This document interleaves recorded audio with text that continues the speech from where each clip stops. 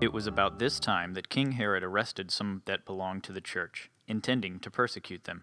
He had James, the brother of John, put to death with the sword. When he saw that this met with approval among the Jews, he proceeded to seize Peter also. This happened during the festival of unleavened bread. After arresting him, he put him in prison, handing him over to be guarded by 4 squads of 4 soldiers each. Herod intended to bring him out for public trial after the Passover. So Peter was kept in prison, but the church was earnestly praying to God for him. The night before God was to bring him to trial, Peter was sleeping between 2 soldiers, bound with 2 chains, and sentries stood guard at the entrance. Suddenly an angel of the Lord appeared, and a light shone in the cell. He struck Peter on the side and woke him up. "Quick, get up," he said, and the chains fell off Peter's wrists. Then the angel said to him, "Put on your clothes and sandals," and Peter did so. "Wrap your cloak around you and follow me," the angel told him. Peter followed him out of the prison, but he had no idea what the angel was doing was really happening. He thought he was seeing a vision. They passed the first and second guards and came to the iron gate leading to the city. It opened for them by itself, and they went through it. When they had walked the length of one street, suddenly the angel left him. Then Peter came to himself and said, "Now I know without a doubt that the Lord has sent an angel and rescued me from Herod's clutches, and from everything the Jewish people were hoping would happen." When this had dawned on him, he went to the house of Mary, the mother of John, also called Mark, where many people had gathered and were praying. Peter knocked at the outer entrance, and a servant named Rhoda came to answer the door. When she recognized Peter's voice, she was so overjoyed she ran back without opening the door and exclaimed, "Peter is at the door!" "You're out of your mind," they told her. When she kept insisting that it was so, they said it must be his angel. But Peter kept on knocking, and when they opened the door and saw him, they were astonished. Peter motioned with his hand for them to be quiet and described how the Lord had brought him out of prison. "Tell James and the other brothers and sisters about this," he said, and then left for another place. In the morning there was no small commotion among the soldiers as to what had become of Peter. After Herod had a thorough search made for him and could not find him, he cross-examined the guards and ordered that they be executed. Powerful prayer together.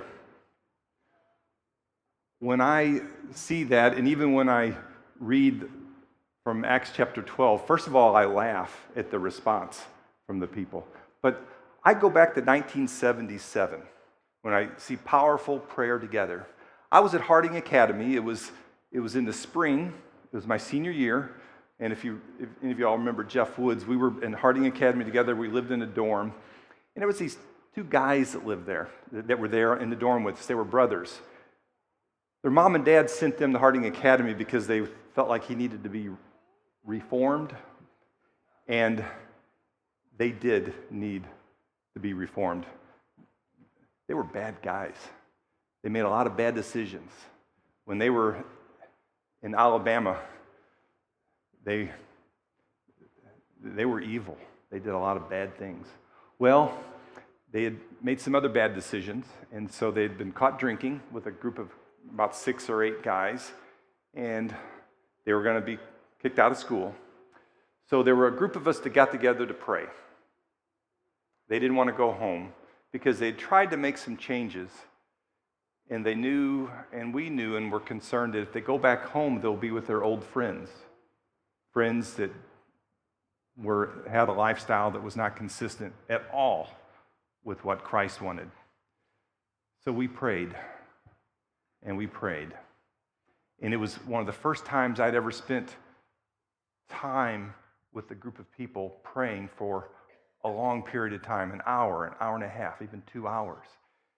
And I remember the room we were in, it was the TV room in the dorm, and there were no windows. So when we go in there, we got in a circle, we would pray. It was dark, really dark. And so there's a bunch of us guys, we'd pray. There'd be snoring. Somebody'd fall asleep. Many times it was me. But we were earnestly praying for these guys. They ended up having to go home, and we were really concerned, and we kept taking that to God. And it was the first time in my life that I saw a total transformation of somebody's life. Somebody that was following Satan, making a lot of, they were bad guys. and they made a total transformation. And I remember that Sunday before their parents came to pick them up, their hearts were changed. And I remember one of them come to me and saying, "Steve, would you baptize me?" And many of you may know them. It's Byron and Paul Fike. They were the brothers. They were bad guys, but they're in ministry now. One is a minister down close to where Ms. Stevens lives at the Clear Lake Church. Byron is there, and then his brother's in Canton, Texas. If you've ever gone to the flea markets in Canton, well, he's there. Great men of God.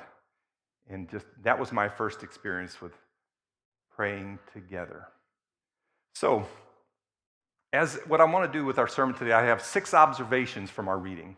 First 4 I'll go through pretty quick, and then I want to spend a little more time on the last 2. First observation, the disciples were scared. They were really scared. There was a lot of persecution going on. They didn't know what was going to happen. The persecution involved threats to their life, economic threats, losing their jobs, and even over in chapter 11, there was a famine. And so what do the Christians do? Not only are they being persecuted, they're concerned about other Christians in other towns, and so they try to do what they can to help feed them. Pretty amazing, but they were scared because Herod had taken James and seized him and with a sword killed him, and that had to have an impact on these Christians because their leaders were being killed. And then Herod saw that, and so he brings Peter and puts him in jail. And so the disciples were pretty scared. They were frightened. And so that turned them to spend time in prayer. Second observation, Herod thought persecuting Christians made him a more powerful leader. So he was like, in verse 3 it said, when they saw that it pleased the Jews, he proceeded to seize Peter also. So he's like, hey, this is pretty good politically. This is a good thing to kill these Christians. So that was another thing that was going on there with the Christians. Observation number 3, God answered the prayers of the Christians for Peter, but not for James. Now, I don't have the answer to that, why he did that. I don't know that. And I know many of you have prayed for family members or others and just asked God to heal them, and it didn't happen. We don't have the answers to that. We don't know. But that has happened. So I don't have the answer to that, but God answered the prayers for Peter, but not James. We know the rest of the story for Peter with his story in Acts and how he was very prominent, respected, mature Christian with the early church. And he was about 67 years old when he died, and he died a martyr. He was crucified because of his faith. Observation number 4. People respond to God's power in pretty humorous ways. You can't help but to read this story in Acts 12 and laugh. In fact, I could see a Saturday Night Live skit with this, and it would be pretty funny. I'd like to read that passage again from the Message. It says, Peter, still shaking his head with amazement, where he got rescued from the jail. He had a soldier on one side, a soldier on the other side, and they had to go through 16 different soldiers to be rescued, and God did all that. He was so confused, he thought it was a dream. So Peter, still shaking his head, he was amazed, and he went to Mary's house, Mary, who was John Mark's mother, and the house was packed with praying friends. When he knocked on the door to the courtyard, a young woman named Rhoda came to see who it was. But when she recognized his voice, Peter's voice, she was so excited and eager to tell everyone that Peter was there that she forgot to open the door and left him standing on the street. But they wouldn't believe her, dismissing her report. You're crazy, they say. She stuck to her story, insisting. They still wouldn't believe her and said, it must be his angel. All this time, poor Peter was standing out in the street, knocking away. Finally, they opened up and saw him, and they went wild. Then Peter put his hands up and calmed them down. They were going crazy. Their prayers were being answered for Peter. They thought he was going to die, and here he is at their house. Peter put his hands up, calmed them down. He described how the master had gotten him out of jail. Then he said, tell James, that was another James obviously, and the brothers what happened. Then he left them and went off to another place. That's kind of humorous, the way they didn't believe him. So that's just another observation. So it gets me to observation number 5, which I want to spend a little bit of time with. The Christians in Acts, they prayed a lot. They prayed a lot together. Last Sunday night, we were in our small group, and we were talking about this, the series, and I remembered I did a study about this when I was in college, and what I did was I got my old Bible, and this is it right here. I would go through the whole book of Acts, and I would highlight with yellow the times when the first century church prayed. And I remember thinking, I almost have a yellow place at every opening. And it was really impactful to me that the first century church, they spent time, a lot of time in prayer. And it's an encouragement for me looking through here, just all the praying that they did. And so, first century church, they spent a lot of time praying together. I also remembered when I see that about another time that I spent a lot of time praying together. And I didn't connect the dots until this week that there was a group of us at Harding. We wanted to go work with a church up in the Northeast. So we did a lot of praying, and we ended up going up to Tabernacle, New Jersey, which was just a suburb of Philadelphia, actually. I was able to go up there this past summer. They celebrated their 100th anniversary. And so it was up there the summer of 79 and 80. And before we went, the college students that went, 6 of us were guys who spent a whole lot of time praying 2 years before for these guys. So we had developed a pretty good relationship. So we had just an amazing focus in prayer during that time. And we were college students. We had a little more time, I guess. And just the way God blessed that work was a faith builder for me. And it was all about God and not anything we could do. And, you know, the first century church, they were at a time in their life that they had to go to prayer. It kind of reminds me of back in 9/11. During that time, we were kind of I remember I was supposed to go on a trip, and I didn't want to leave home. I just wanted to stay home with my family. Do you remember those times and spent, time Christians were getting together to pray for our country? And so that was kind of the spirit then, and that's about as close as we can talk about as far as what the first century church are going through, which is really no comparison. But just the time when we decided we need to pray. And I would say we should be at that point now as we look at this world and we look at how far this world has gone to Satan. We look at our neighbors, we look at our coworkers, some of our friends and family. We're at that point now. So the first century church, they understood they needed to be spending more time praying. So what does praying do? Praying together, what it does, praying together is an act of letting God be God. When we spend time with a group of people praying, what we're recognizing is that we're helpless. We can't do this. And it's acknowledging that God is God and we are not. And we have to constantly be reminded of that, because sometimes we can do this, we can get this done, but we cannot without recognizing God is God and we are not. A famous evangelist, Awtrey, said, "We are too busy to pray, and so we are too busy to have power.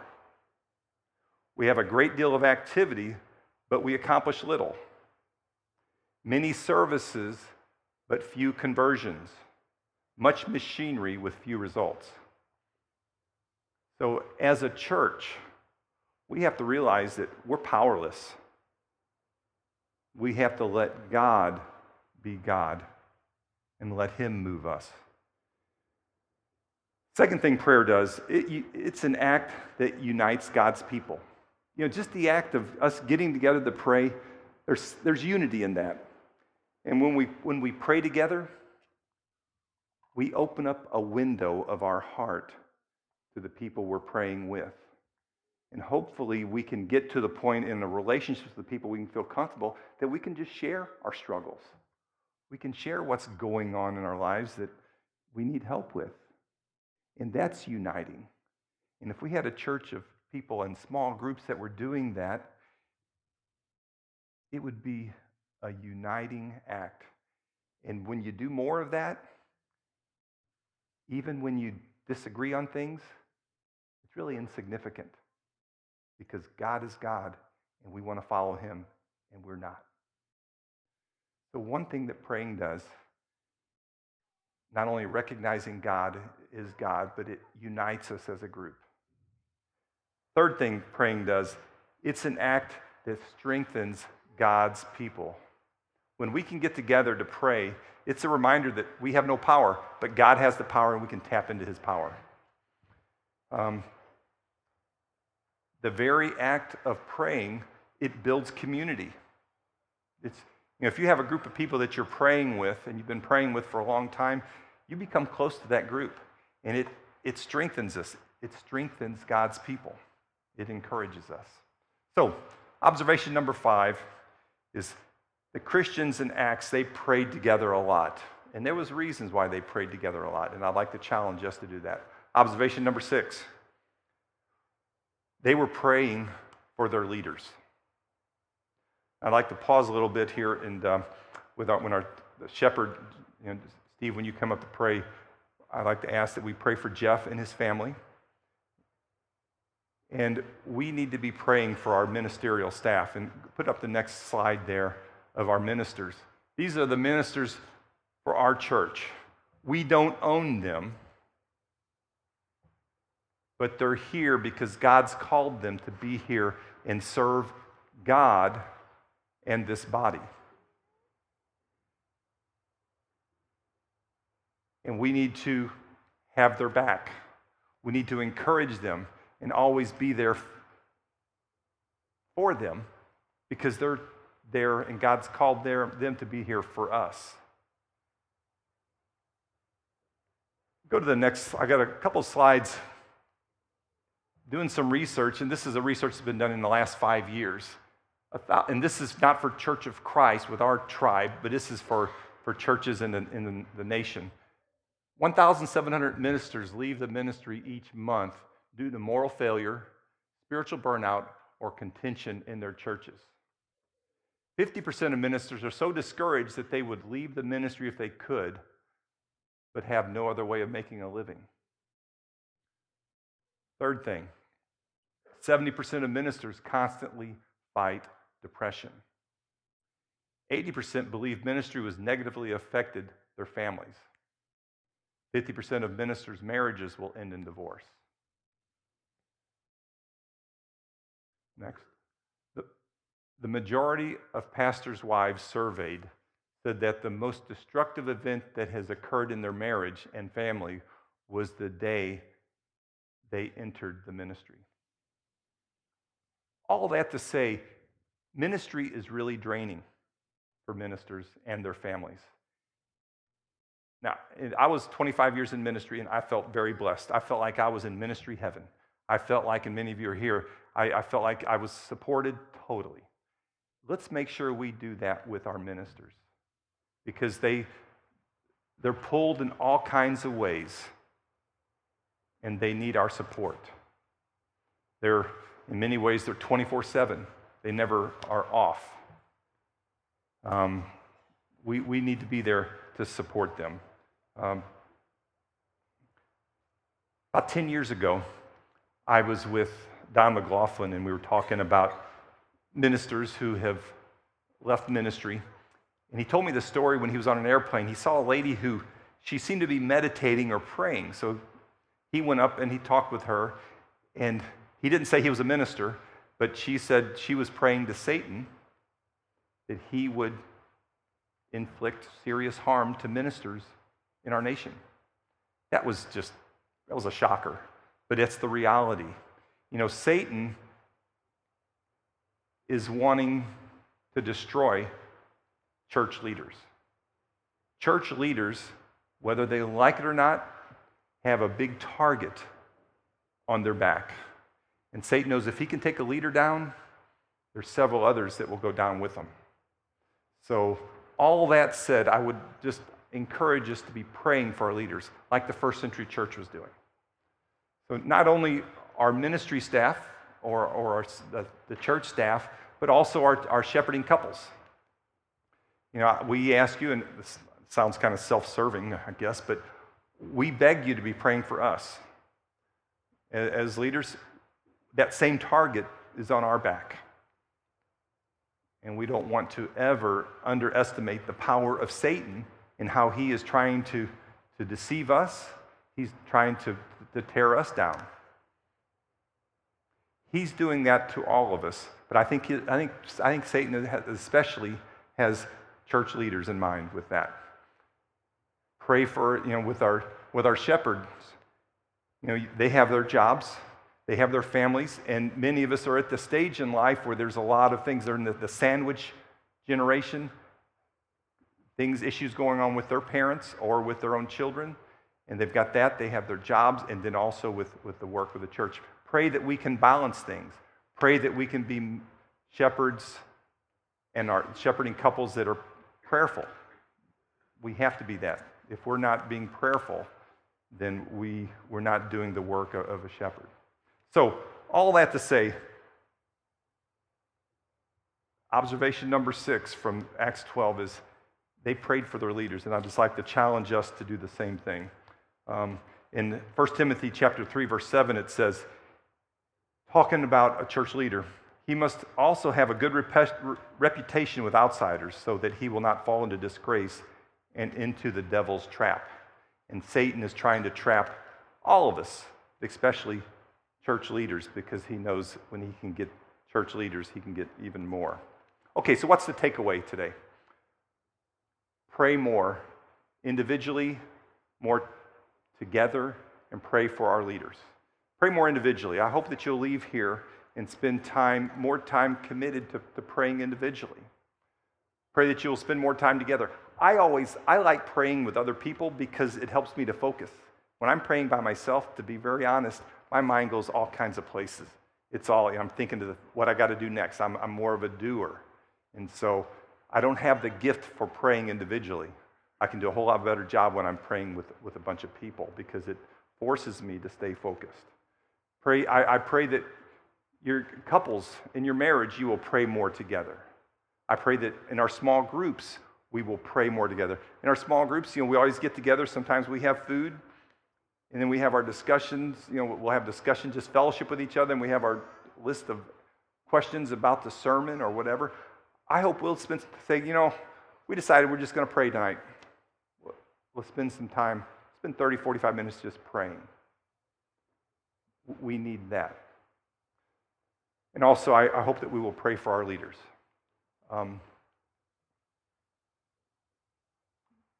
In praying for our leaders, okay, I said this in the other service. I don't think I said it here. Did I talk about us giving Jeff a 2-week sabbatical?